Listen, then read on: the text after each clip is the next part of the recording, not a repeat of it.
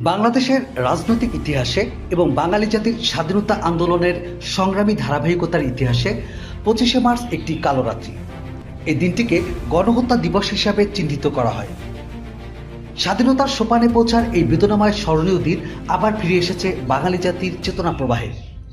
গণতান্ত্রিক অভয়ের নবতর পটভূমিতে জাতি স্মরণ করছে সেই 25শে মার্চ।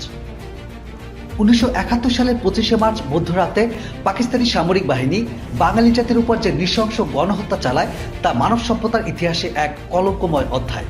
এই দিনটিকে শুধু কালোরাত্রি বললে তা অপরাধের মাত্রাকে যথাযথভাবে মূল্যায়ন করে না। এটি ছিল পরিকল্পিত গণহত্যা। স্বাধীনতাকামী একটি সংগ্রামী জাতিসত্তাকে অস্ত্রের বলে এবং গণহত্যার নির্মমতার মাধ্যমে দমিয়ে দেওয়া পৈশাচিক পদক্ষেপ। ঐতিহাসিক দলিল প্রমাণ অনুযায়ী এই একদিনে ঢাকায় প্রায় 10,000 মানুষ নিহত হন। পাকিস্তানি সেনাবাহিনীর লক্ষ্য ছিল বাঙালিদের মেরুদণ্ড ভেঙে দেওয়া, যাতে তারা কখনো স্বাধীনতার স্বপ্ন দেখতে না পারে। কিন্তু এই গণহত্যায় বাঙালিদের প্রতিরোধের আগুন জ্বালিয়ে দেয়। গণহত্যার বিরুদ্ধে রুখে দাঁড়িয়ে বাঙালি জাতি রক্তক্ষয়ী মুক্তিযুদ্ধের মাধ্যমে স্বাধীনতা অর্জন করে। ইতিহাসের এই সত্যকে বিকৃত করার চেষ্টা আজও করছে কিছু মহল।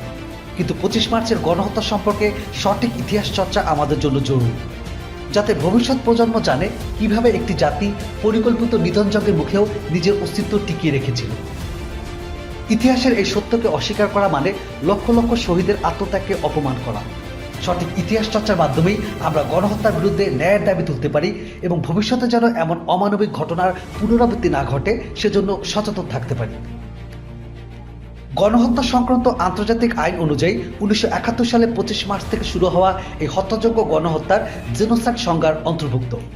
সম্প্রতি বিভিন্ন দেশের পার্লামেন্ট ও আন্তর্জাতিক ফোরামে এই গণহত্যার স্বীকৃতি দেওয়া হয়েছে, কিন্তু জাতিসংঘের পক্ষ থেকে এখনও এটিকে আনুষ্ঠানিকভাবে গণহত্যা হিসেবে স্বীকৃতি দেওয়া হয়নি, যা ইতিহাসের প্রতি বৈষম্য। টাইম টিভি বাংলা, সত্যি উন্মোচনের অঙ্গীকার।